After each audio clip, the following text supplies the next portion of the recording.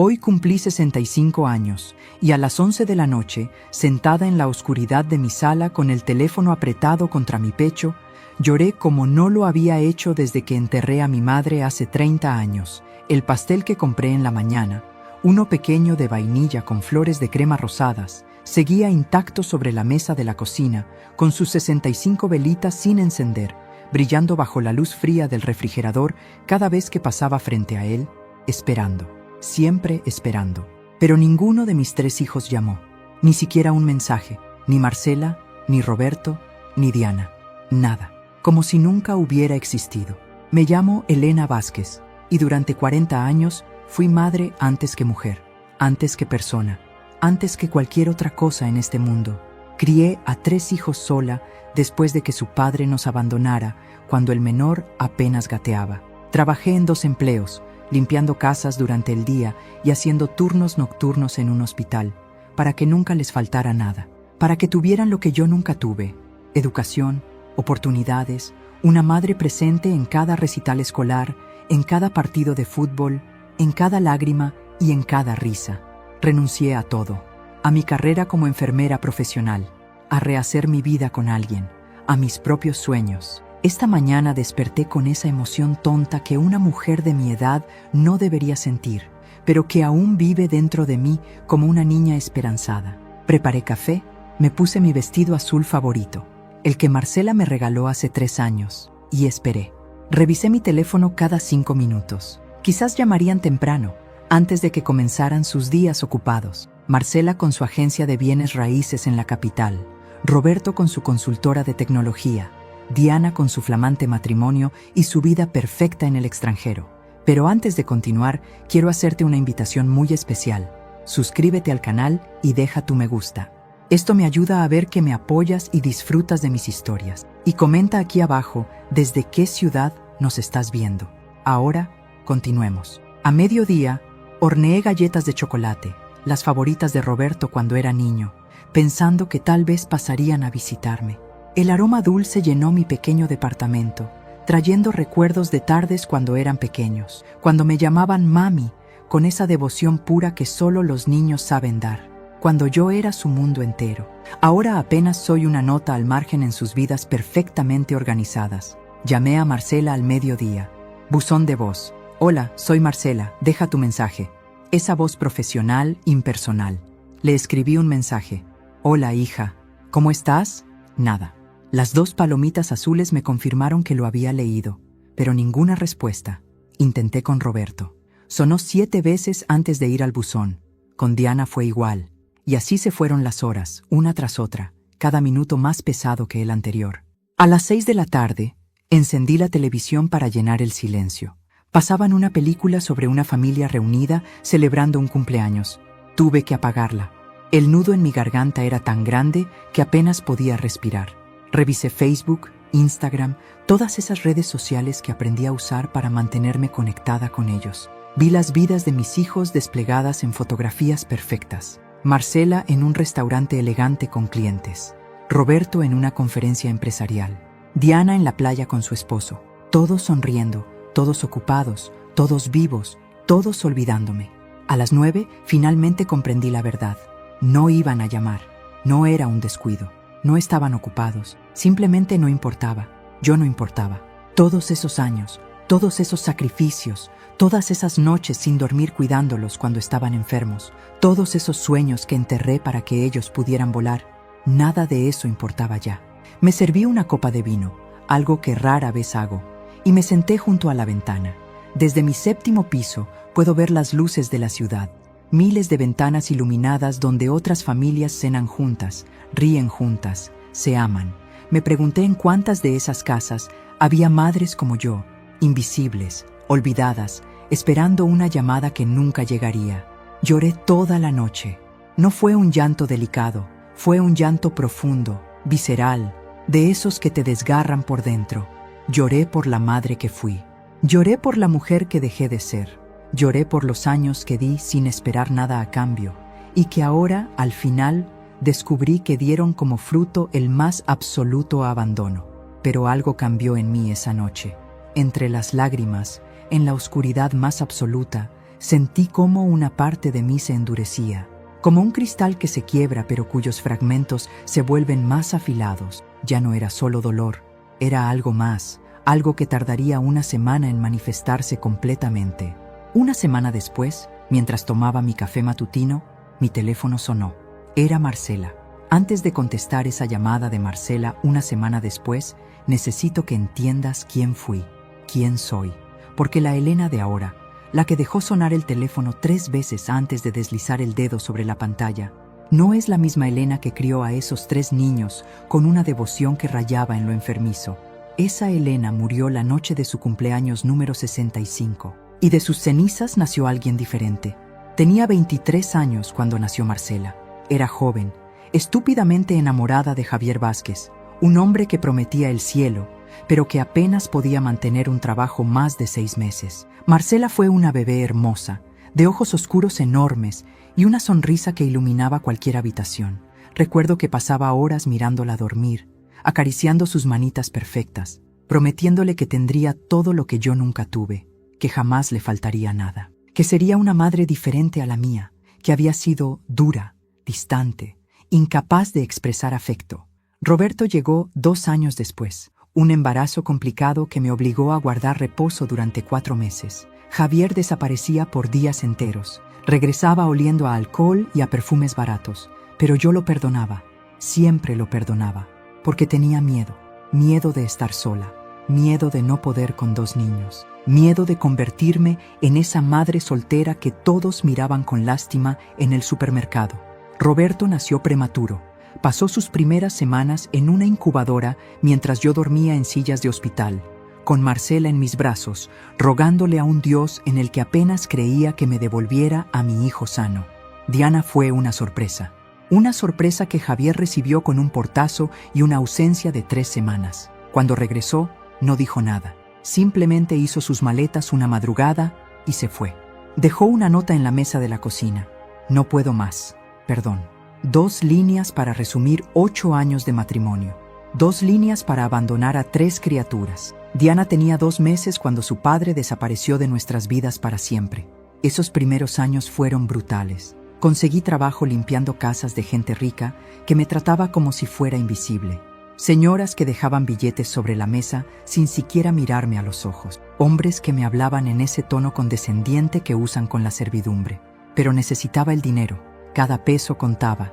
Cada moneda era leche para mis hijos, pañales, ropa, medicinas. Me convertí en una máquina de sobrevivir. Las noches trabajaba en el hospital como auxiliar de enfermería.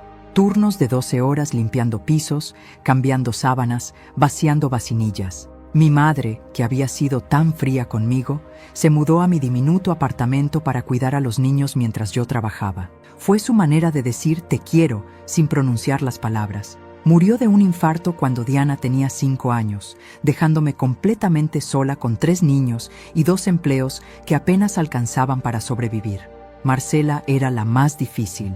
Desde pequeña tuvo ese carácter fuerte, esa ambición feroz. Quiero ser rica, mamá, me decía a los 8 años. Quiero tener una casa grande y no tener que preocuparme por el dinero como tú. Sus palabras me dolían, pero también me impulsaban. Me inscribí en cursos nocturnos. Logré certificarme como enfermera profesional. Mi salario mejoró, pero también aumentaron las horas de ausencia. Llegaba a casa cuando ya estaban dormidos. Salía antes de que despertaran. Roberto era mi niño sensible, el que me abrazaba cuando llegaba exhausta, el que dibujaba tarjetas de «Te amo, mamá» con crayones y me las dejaba en la almohada. Pero también era inseguro, necesitaba validación constante.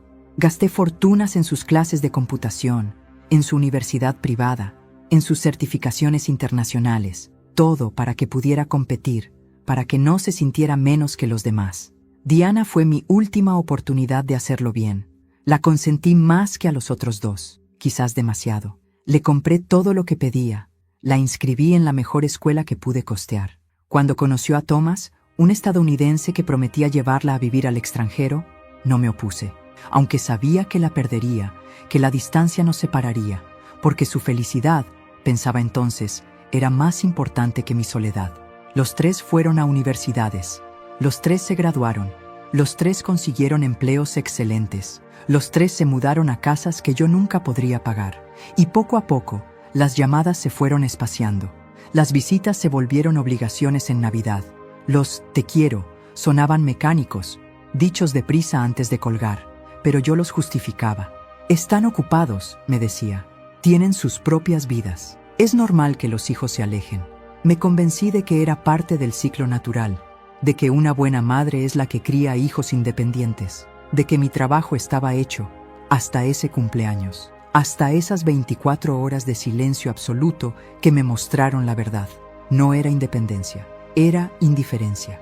No me habían soltado para volar, me habían descartado como se descarta una herramienta que ya no sirve. Y ahora, 7 días después, Marcela llamaba, no para disculparse, no para recordar el cumpleaños olvidado, para pedir dinero. Esa semana entre mi cumpleaños olvidado y la llamada de Marcela fue la más extraña de mi vida. No lloré más después de aquella noche. Es curioso cómo funciona el dolor. Primero te ahoga, te consume, te destroza. Pero si sobrevives a esa primera oleada, algo cambia, te endureces, o tal vez solo te cansas de sangrar.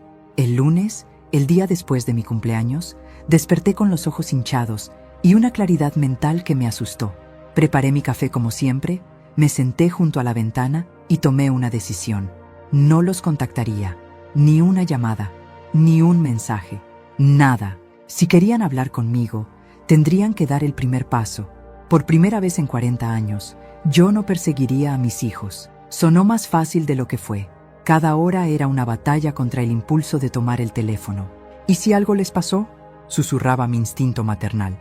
¿Y si necesitan algo? Pero otra voz, una nueva, más fría, respondía, te necesitaban el domingo y no aparecieron. Pasé esos días revisando mi vida como quien revisa las cuentas de un negocio quebrado. ¿En qué momento todo se torció? Fue cuando Marcela cumplió 15 y me gritó que era una madre patética porque no pude comprarle el vestido de diseñador que quería, o cuando Roberto, a los 18, me dijo que se avergonzaba de que limpiara casas, o cuando Diana ni siquiera me invitó a su boda porque Tomás pensaba que sería incómodo tener a la suegra pobre en las fotos. Los recuerdos me asaltaban en oleadas. Marcela a los 25, cuando le presté mis ahorros, 20,000 pesos que había guardado durante años, para el enganche de su primer departamento. Te los devuelvo en 6 meses, mamá, prometió. Han pasado 12 años, nunca vi un peso. Cuando se lo recordé hace 3 años, se ofendió. Pensé que era un regalo. Las madres ayudan a sus hijos. Roberto y su crisis existencial a los 30. Se había despedido de su trabajo porque necesitaba encontrarse a sí mismo. Viajó por Europa durante 6 meses. ¿Con qué dinero? Con los 30,000 pesos que le presté, otro préstamo que se convirtió en regalo no solicitado. Cuando regresó, bronceado y renovado, ni siquiera me trajo un souvenir. Es que todo era muy caro allá, mamá. ¿Tú entiendes? Diana fue diferente. Ella no pedía dinero, simplemente desaparecía. Después de casarse con Tomás, sus llamadas se volvieron llamadas de cumplimiento mensual. Hola, mamá. Sí, todo bien. Tomás me manda saludos. Tengo que colgar, vamos saliendo. 3 minutos máximo. Como quien marca una casilla en una lista de pendientes. El martes revisé mi teléfono compulsivamente. Las redes sociales se habían vuelto mi conexión con ellos. Marcela publicó una foto en un spa de lujo. Merecido día de autocuidado, decía el pie de foto. Corazones y comentarios de felicitación. Yo también le di me gusta, como una idiota buscando migajas de atención. Ella nunca respondió. El miércoles intenté distraerme limpiando el departamento. Encontré cajas con sus cosas de la infancia, los dibujos de Roberto, las muñecas de Diana, las medallas de Marcela por aprovechamiento escolar. Cada objeto era un puñal en el pecho. Los metí todos en bolsas. No los tiré, aún no tenía ese valor, pero los escondí en el fondo del closet. El jueves fui al mercado. La señora que vende verduras, doña Carmen, me preguntó cómo había estado mi cumpleaños. ¿Tus hijos te hicieron una fiesta? Me quedé en blanco. No supe qué responder. Terminé mintiendo. Fue íntimo, solo nosotros. Ella sonrió. Qué bendición tener familia. Me fui antes de que pudiera verme llorar entre los pimientos y las cebollas. El viernes recibí un correo del banco. Mi ahorro para el retiro era ridículo. 65 años, y apenas tenía para vivir otros 10 años si era frugal. Todos esos préstamos que nunca me devolvieron. Todo ese dinero que invertí en sus educaciones, sus caprichos, sus emergencias. ¿Y yo? Yo tenía un departamento rentado, muebles viejos y una pensión miserable. El sábado me atreví a revisar mis conversaciones de WhatsApp con cada uno. Los últimos 6 meses eran dolorosos de leer. Yo siempre iniciaba las conversaciones. ¿Cómo estás, hija? ¿Todo bien, hijo? ¿Me cuentas de tu semana? Las respuestas eran monosílabos. Bien, sí, luego hablamos. Y yo como una tonta insistiendo, buscando, rogando por atención. Algo se rompió en mí al ver esos mensajes, la evidencia fría de mi irrelevancia. No era paranoia, no era inseguridad, era real. Mis hijos me habían abandonado emocionalmente hace años y yo había estado tan ocupada negándolo que no lo había visto. El domingo, exactamente una semana después de mi cumpleaños, desperté diferente, más liviana, como si hubiera dejado caer un peso que cargaba hace décadas. Decidí que si llamaban, no correría a atenderlos. No más Elena desesperada por agradar, no más mamá suplicante. Y entonces, como invocada por mi nueva resolución, el teléfono sonó. Marcela parpadeaba en la pantalla. Dejé que sonara una vez, 2 veces, 3 veces. Respiré profundo y contesté. ¿Hola? ¿Mamá? Por fin contestas. Su voz sonaba tensa, apurada. No había saludo cariñoso, no había ¿cómo estás? Solo esa urgencia que conocía tan bien. Estaba ocupada. Mentí. Necesito hablar contigo. Es urgente. Una pausa. Necesito tu ayuda. Por supuesto que la necesitaba. Siempre que llamaba era porque necesitaba algo. Dime. Y entonces vino. La razón de su llamada. La confirmación de todo lo que había entendido esa semana. Mamá, necesito 5,000 pesos. Con urgencia. Así, sin preámbulos. Sin un ¿cómo has estado? Sin un perdón por no llamar. 5,000 pesos. Con urgencia. Como si yo fuera un cajero automático y no su madre. Como si los últimos 7 días de silencio no significaran nada. Me quedé callada. Algo dentro de mí, esa nueva Elena que había nacido entre lágrimas una semana atrás, se negaba a responder con la docilidad de siempre. «Mamá, ¿me escuchaste?» La impaciencia en su voz era palpable. «Te escuché, Marcela. Es que tengo una oportunidad de negocio increíble. Un cliente quiere comprar una propiedad, pero necesito adelantar unos gastos para cerrar la operación. Si lo hago hoy, mi comisión será de 50,000 pesos. ¿Te das cuenta? 50,000. Solo necesito 5,000 prestados por 3 días. Te los devuelvo el viernes. Te lo juro por Dios. Jurar por Dios. Como cuando me juró que devolvería los 20,000 del enganche de su departamento. Ese Dios tan conveniente que solo aparecía cuando necesitaba algo de mí. ¿3 días? Repetí, manteniendo mi voz neutral. Sí, mamá. Es urgentísimo. El cliente está esperando. Si no le confirmo hoy, el trato se cae. Por favor, mamá. Sabes que no te pediría si no fuera importante. No te pediría. Esa era nueva, porque pedir era lo único que hacía. Pedir dinero, pedir favores, pedir que cuidara a su perro cuando se iba de vacaciones, pero nunca pedía saber cómo estaba yo. Nunca pedía compartir un café. Nunca pedía simplemente estar conmigo. Marcela, dije lentamente. ¿Qué día es hoy? ¿Qué? La pregunta la desconcertó. Es domingo, mamá. ¿Por qué? ¿Qué tiene que ver? ¿Qué fecha es hoy? Un silencio.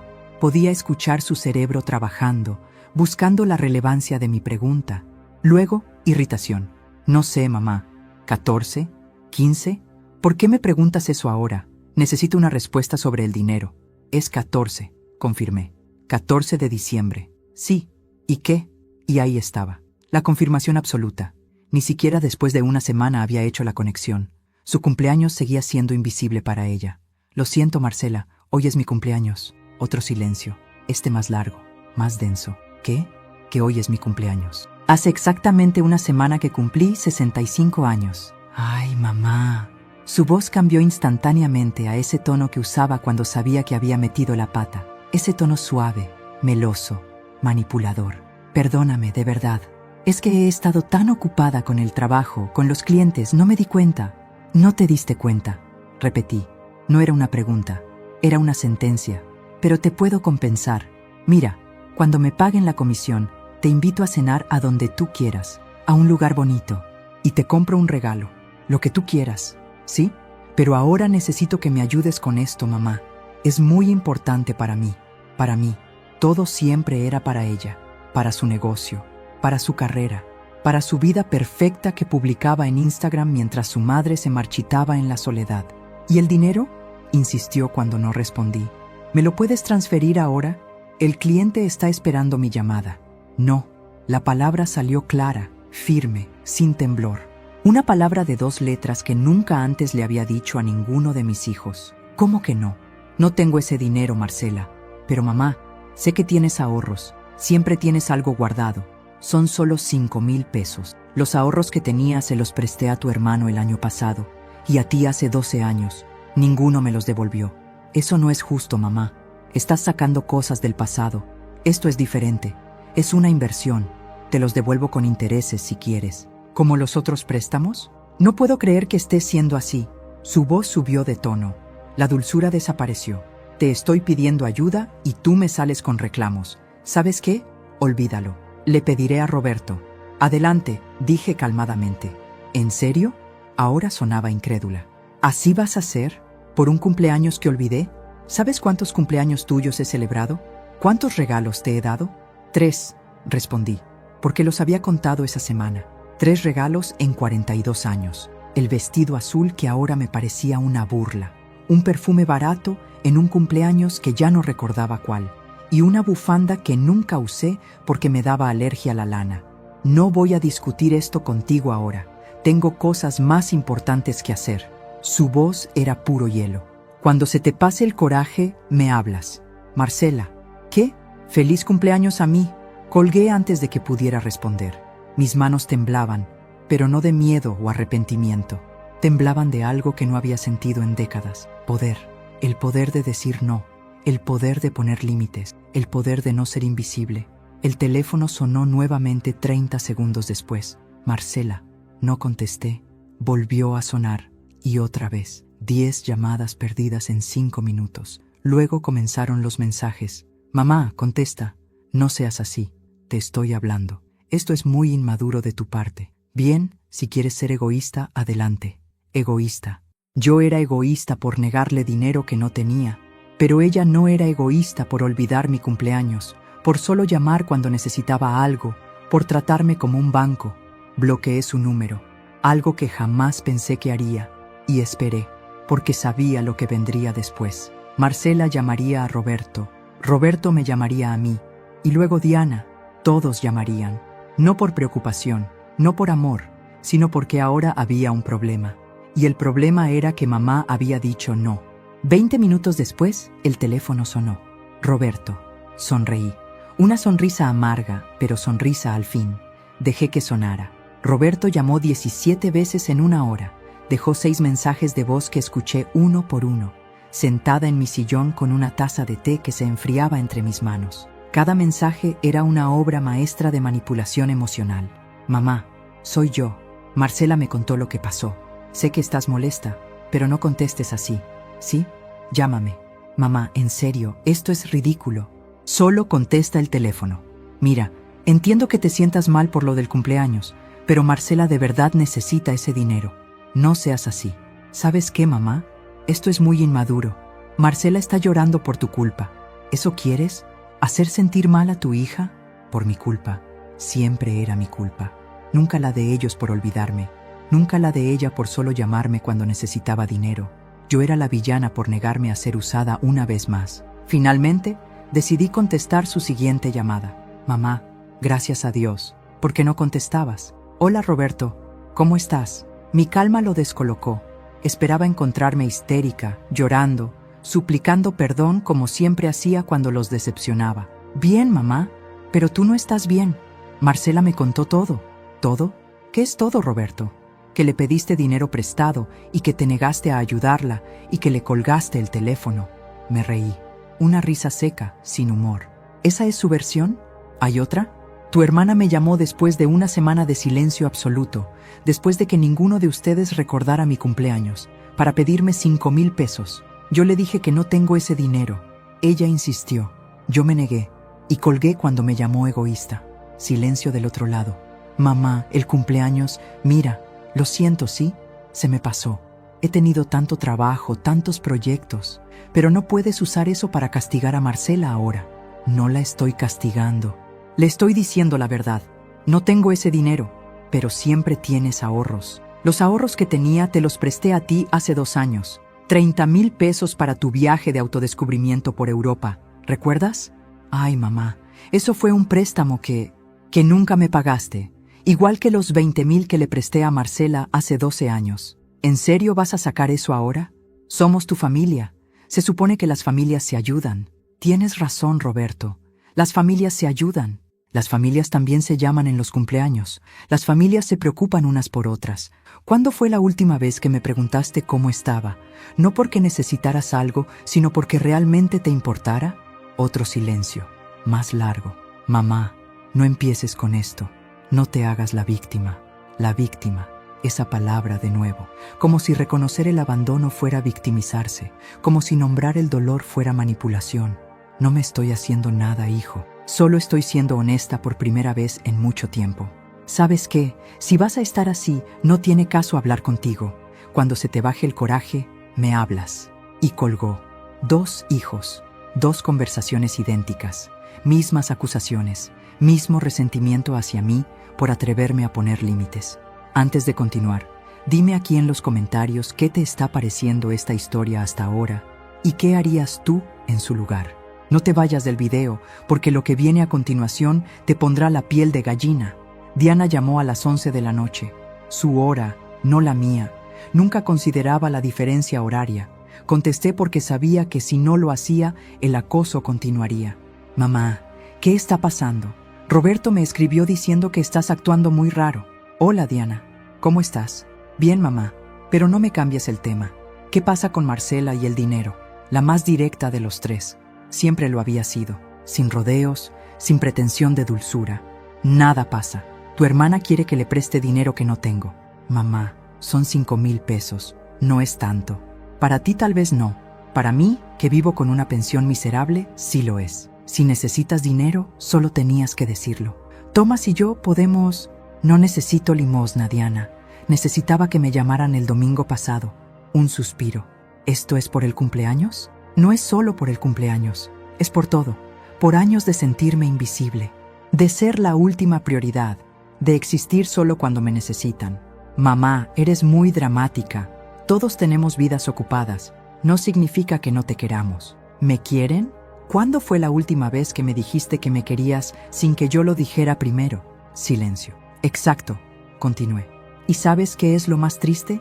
Que ni siquiera se dan cuenta. Están tan acostumbrados a que yo esté disponible, a que yo ceda, a que yo me sacrifique, que cuando finalmente digo no, soy yo la que está mal. No eres tú la que está mal, mamá. Solo estás siendo difícil, porque decir no es ser difícil, porque tener dignidad es ser difícil. Dios, mamá, no sé ni por qué te llamo si vas a estar así.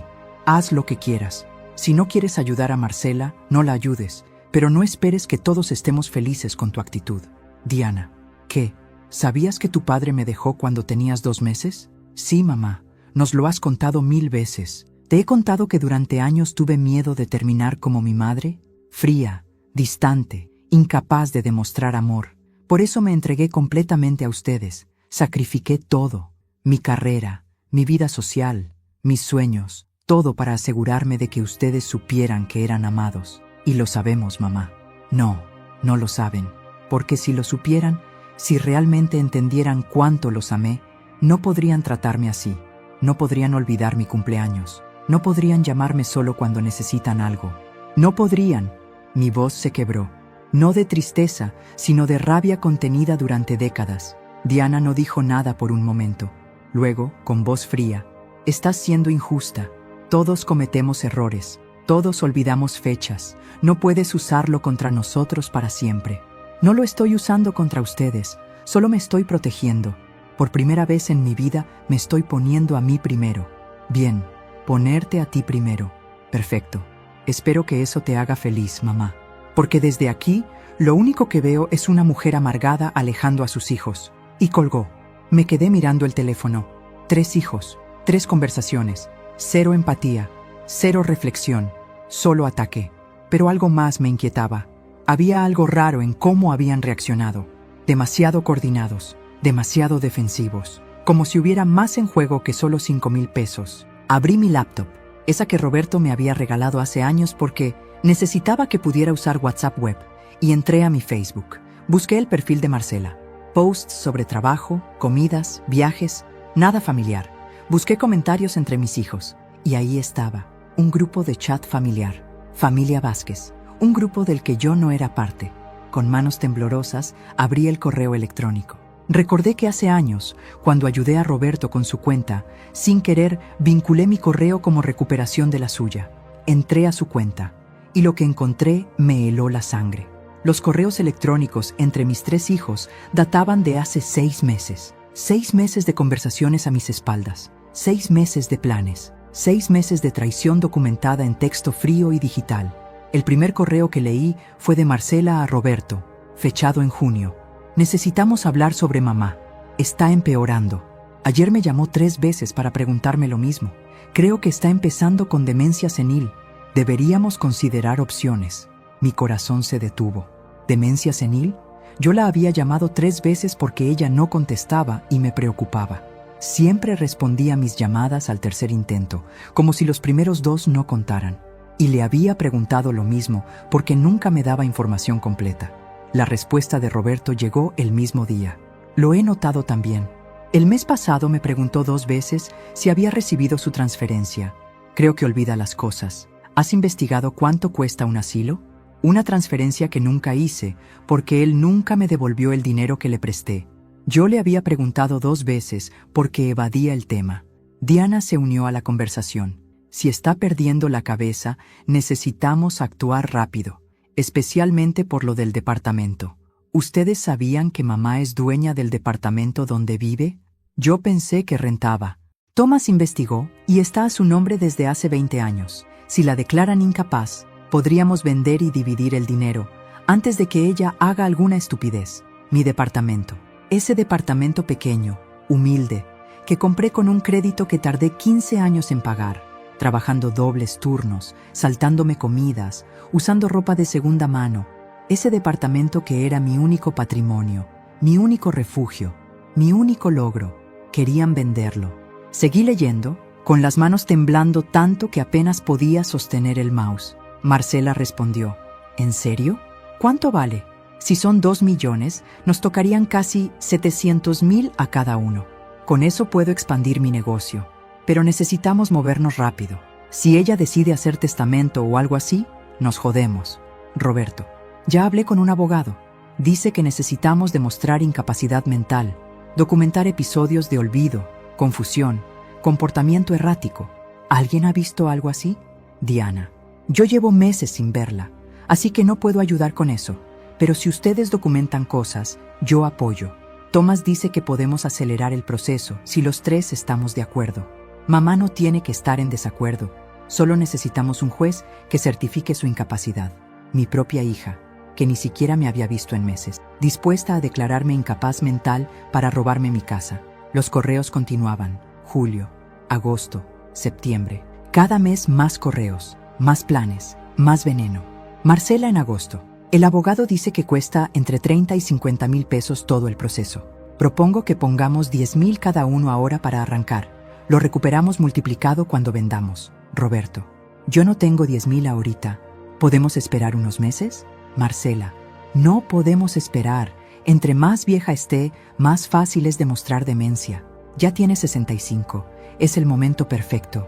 El momento perfecto. Mi edad era el momento perfecto para destruirme.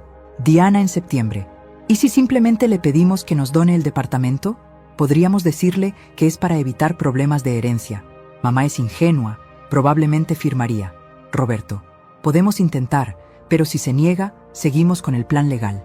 Octubre trajo más detalles. Habían consultado con 2 abogados diferentes. Habían investigado el valor exacto de mi departamento, 1.8 millones de pesos. Habían calculado gastos de escrituración, impuestos, comisiones, tenían todo planeado hasta el último peso. Noviembre fue cuando intensificaron la recopilación de evidencia. Marcela escribió, La llamé ayer y sonaba confundida. Le pregunté por mis primas y no recordaba sus nombres de inmediato. Grabé la llamada. ¿Sirve como evidencia? Yo no recordaba los nombres de sus primas porque apenas las conocía. Eran hijas de mi hermana con quien perdí contacto hace décadas. Marcela lo sabía, pero lo usaba para construir su caso contra mí. Roberto en noviembre. Necesitamos más. El abogado dice que con solo olvidos no basta. Necesitamos algo dramático, confusión seria, que se pierda, que olvide tomar medicamentos. Algo. Diana, ¿y si dejamos de contestarle por un tiempo? Cuando se desespere y nos llame mucho, podemos usar eso como evidencia de comportamiento obsesivo-compulsivo. Dejaron de contestarme a propósito, para volverme loca, para crear evidencia. Mi cumpleaños olvidado no fue descuido, fue estrategia. Y entonces llegué al correo más reciente, dated el 13 de diciembre, un día antes de mi cumpleaños. Marcela, el abogado está listo para proceder. Solo necesito juntar los últimos 5,000 pesos para cubrir los honorarios iniciales. ¿Pueden poner 2,500 cada uno? Roberto, sé que dijiste que no tienes, pero consíguelo. Es urgente.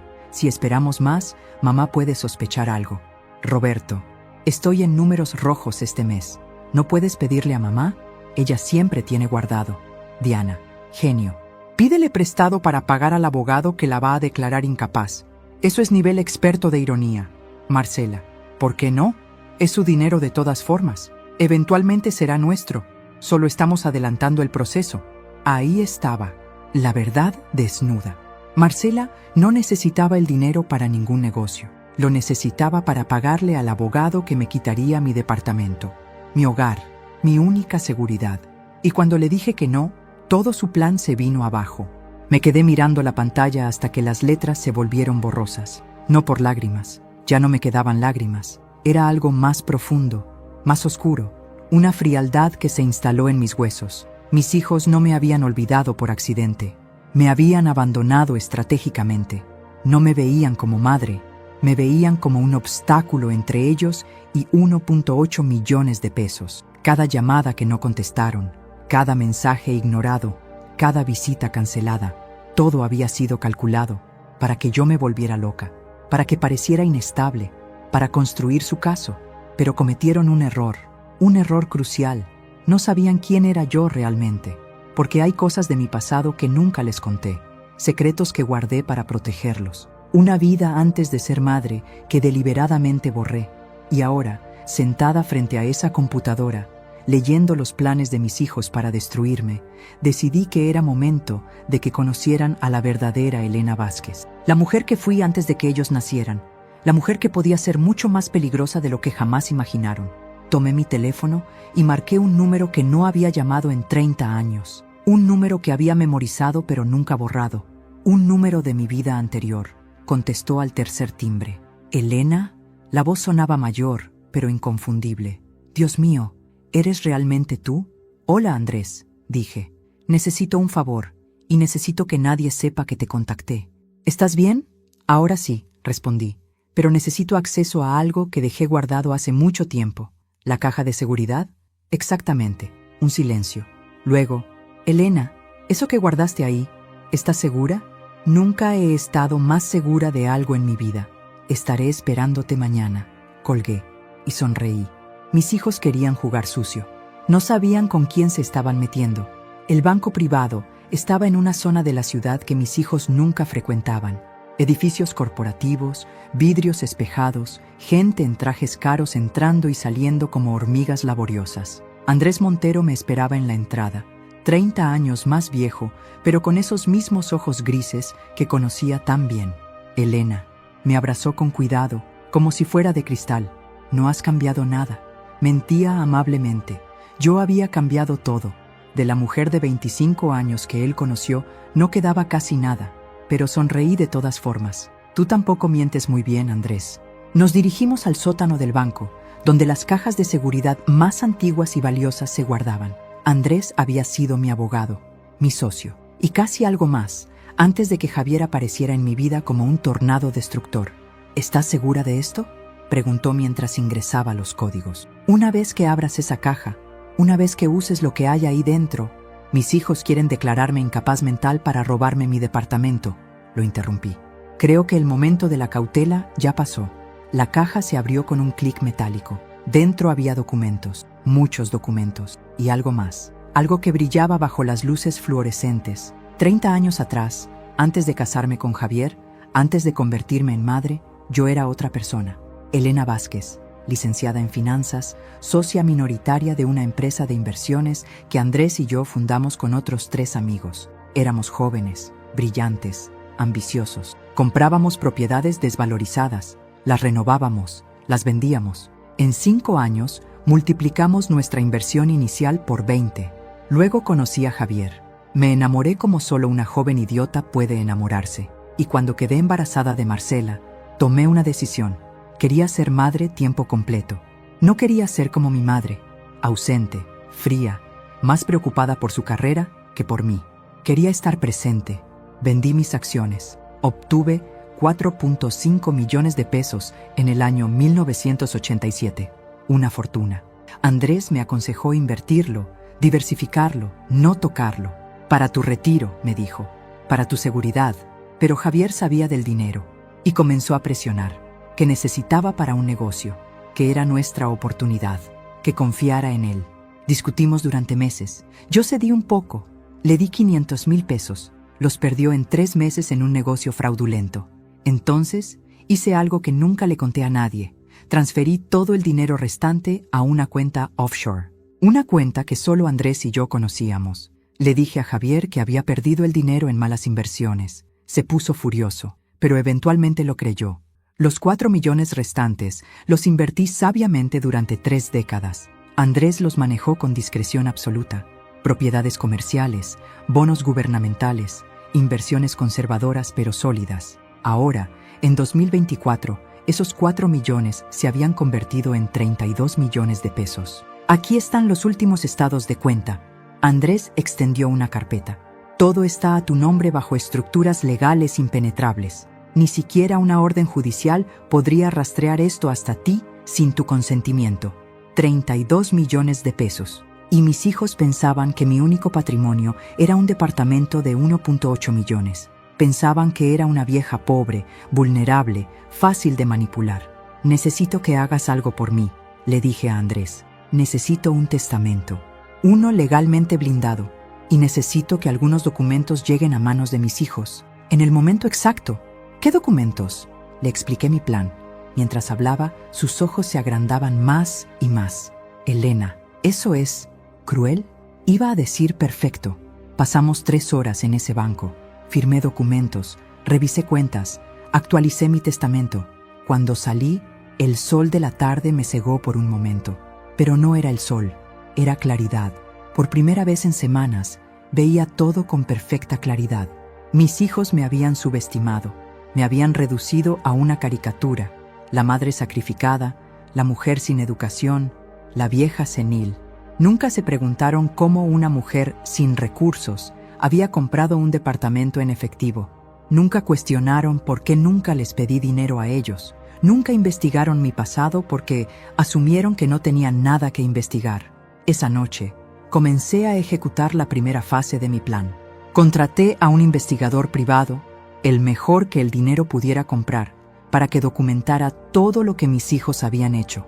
Cada correo, cada llamada al abogado, cada mentira. Luego hice algo que nunca había hecho. Cambié las cerraduras de mi departamento. Actualicé mi póliza de seguro. Contraté un servicio de monitoreo médico que documentaba mi salud mental. Perfecta, por cierto. Exámenes cognitivos, evaluaciones psicológicas, todo. Evidencia irrefutable de mi capacidad mental.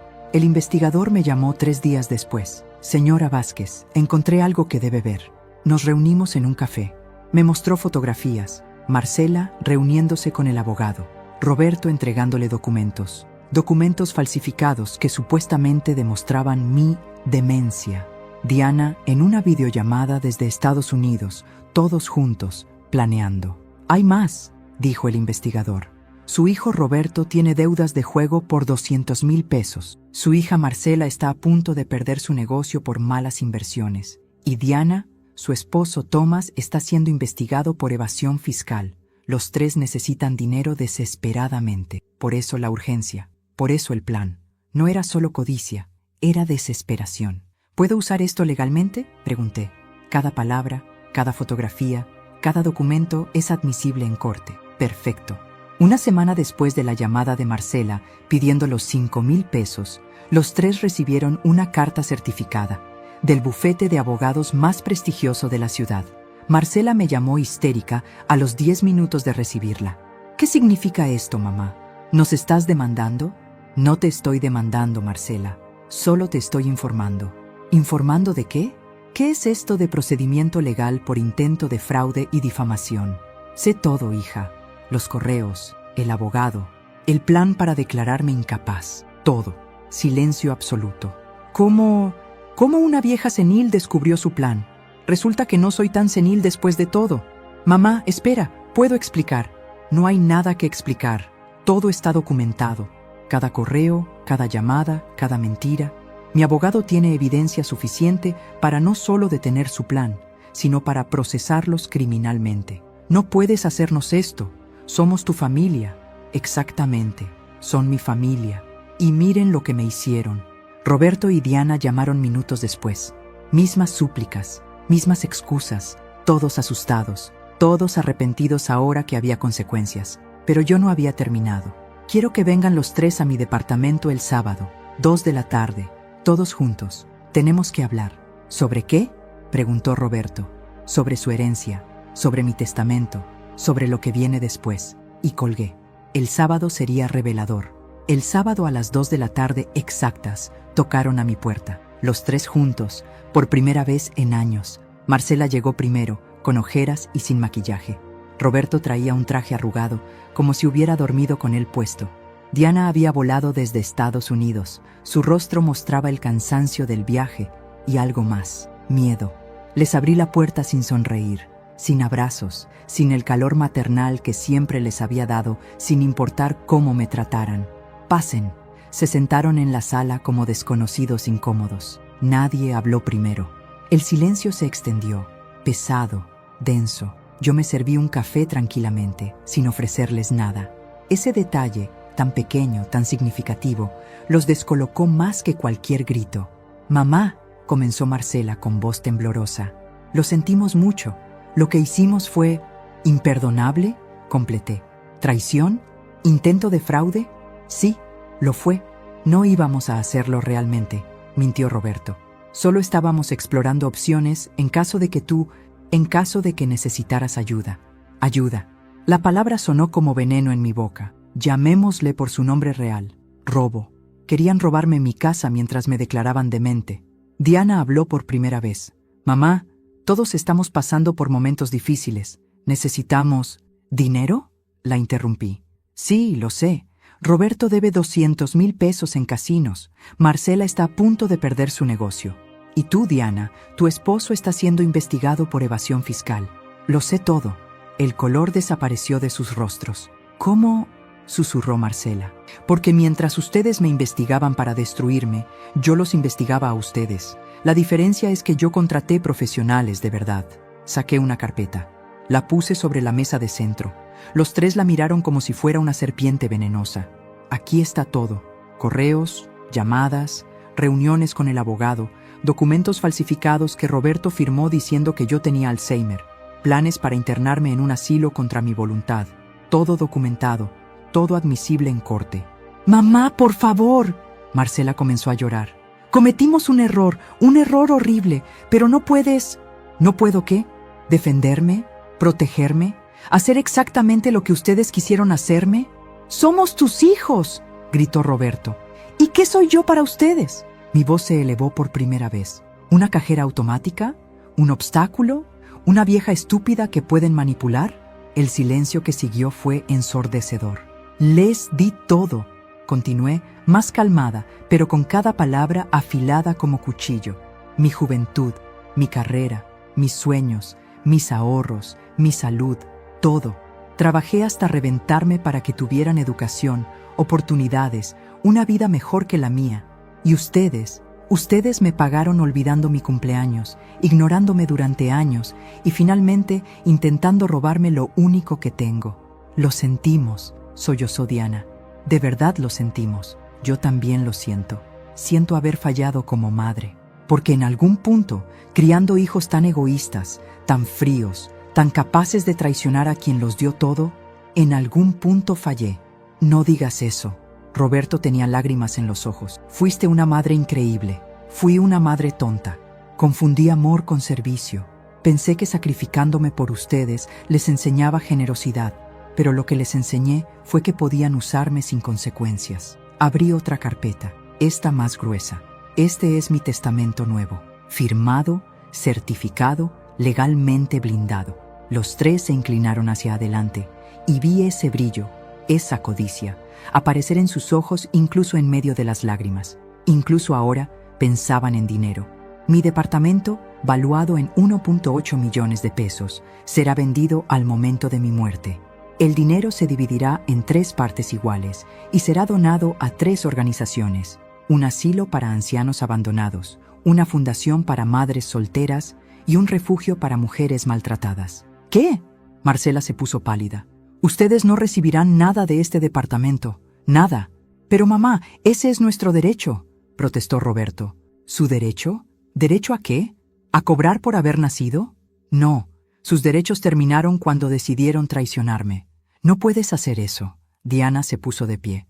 Legalmente, como herederos, tienen derecho a reclamar herencia legítima, pero no pueden reclamar lo que no saben que existe. Saqué un tercer documento, el más importante. Hace 30 años, antes de que nacieran, yo tenía una vida diferente. Era empresaria, socia de una compañía de inversiones. Vendí mis acciones por 4.5 millones de pesos. Su padre sabía. Quiso usarlo para sus negocios fracasados. Yo escondí el dinero. Los tres me miraban con ojos enormes. Durante 30 años, ese dinero se invirtió sabiamente, creció, se multiplicó. Hoy, mi patrimonio total, contando propiedades comerciales, inversiones, bonos, asciende a 32 millones de pesos. El silencio era absoluto. Podía escuchar sus corazones latiendo. 32 millones, repetí.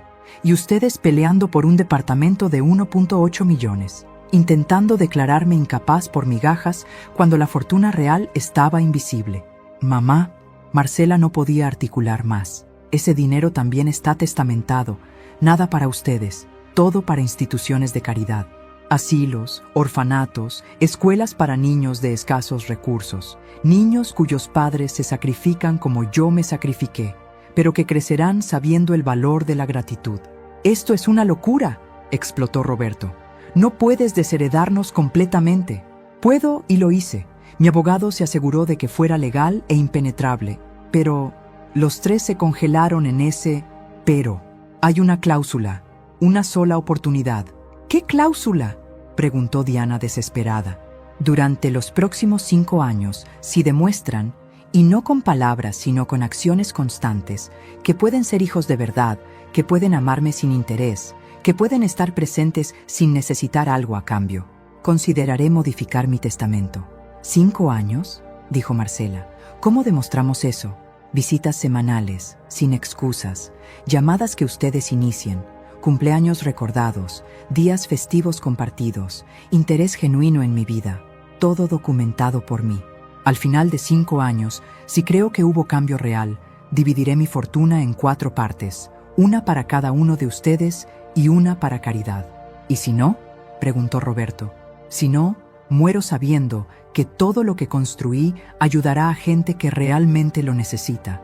Y ustedes vivirán sabiendo que perdieron 32 millones de pesos porque no pudieron amar a su madre». Me puse de pie. «Ahora salgan de mi casa. Piensen en lo que hicieron. Piensen en quiénes quieren ser. Y decidan si sus próximas acciones serán por amor o por dinero. Porque ahora yo sabré diferenciar». Se fueron en silencio. Diana llorando. Marcela en shock. Roberto con rabia contenida. Cerré la puerta detrás de ellos y respiré profundo. La verdad era que no sabía si cambiarían. No sabía si los próximos 5 años traerían arrepentimiento genuino o actuación desesperada. Pero por primera vez en mi vida, eso no importaba. Porque finalmente, después de 65 años, había aprendido a poner límites, a valorarme, a no aceptar menos de lo que merecía. Y si mis hijos nunca aprendían a amarme genuinamente, Al menos mi dinero ayudaría a madres que sí fueron amadas por sus hijos, o a ancianos que, como yo, fueron olvidados. Era justicia, era venganza, era liberación. Era mi último cumpleaños como madre invisible y mi primer día como Elena, solo Elena. Hoy cumplí 70 años y esta mañana, a las 8 en punto, mi teléfono sonó. «Feliz cumpleaños, mamá». Era Marcela. Su voz sonaba diferente, más cálida, más genuina. «Voy para allá a las 10 con el desayuno. ¿Sigues amando los croissants de esa panadería francesa?» «Sí», respondí, todavía sorprendida después de todos estos años. «Perfecto. Roberto llega a las 11. Diana hizo una videollamada sorpresa para las 3 de la tarde con toda la familia de Thomas. «Va a ser lindo, mamá». Colgó antes de que pudiera responder, pero no importaba, porque por primera vez en décadas mis palabras no eran necesarias. Mis hijos finalmente habían aprendido a hablar primero.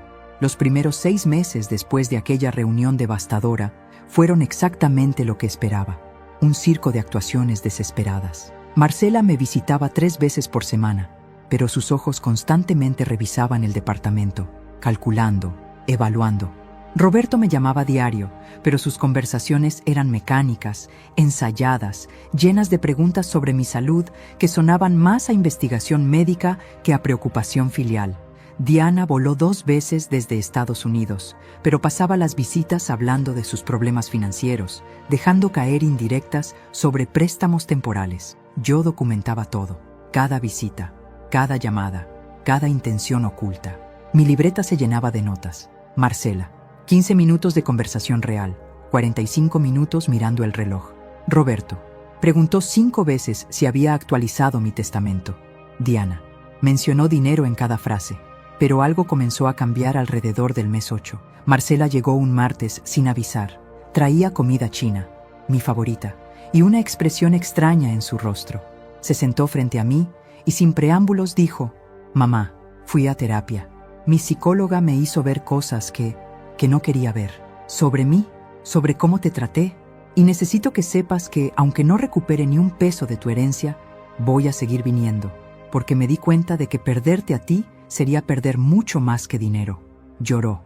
Yo lloré. Y por primera vez en años nos abrazamos sin que el dinero fuera un fantasma entre nosotras. Roberto tardó más. Fue hasta el año 2 que finalmente tocó fondo. Sus deudas de juego lo llevaron a perderlo casi todo. Una noche apareció en mi puerta, destrozado, quebrado. «Mamá, arruiné mi vida, y lo peor es que casi arruino la tuya también. No vengo a pedirte dinero. Solo necesitaba decirte que lo siento, que realmente, profundamente, lo siento. No le di dinero, pero le di algo más valioso, mi tiempo». Pasamos 6 meses reconstruyendo nuestra relación, hablando, realmente hablando. Él me contó sobre su adicción, sus miedos, su vacío. Yo le conté sobre mi vida antes de ser madre, sobre mis sueños enterrados. Nos conocimos como personas, no solo como madre e hijo. Diana fue la última en cambiar. Su matrimonio con Thomas terminó en el año 3. Resultó ser tan corrupto como los fiscales sospechaban. Ella regresó a México sin nada, orgullosa, rota, pero finalmente humilde. «¿Puedo quedarme contigo un tiempo, mamá?», preguntó con voz pequeña. «No tengo a dónde ir». «Siempre tuviste a dónde ir», respondí. «Solo nunca quisiste venir». Vivió conmigo 6 meses. Fueron los 6 meses más difíciles y más sanadores. Cocinábamos juntas, veíamos películas, hablábamos hasta la madrugada. Y lentamente, mi hija, mi bebé que había sido tan distante, volvió a mí. O tal vez encontró su camino hacia mí por primera vez. Ahora, 5 años después, algo milagroso ha sucedido. Tengo una familia real, no perfecta. Marcela todavía es intensa y a veces egoísta. Roberto lucha a diario con su adicción. Diana tiene cicatrices de su matrimonio fallido, pero son míos. Y yo soy suya. De verdad esta vez. El testamento sigue sin cambiar. Todavía está documentado que todo irá a caridad.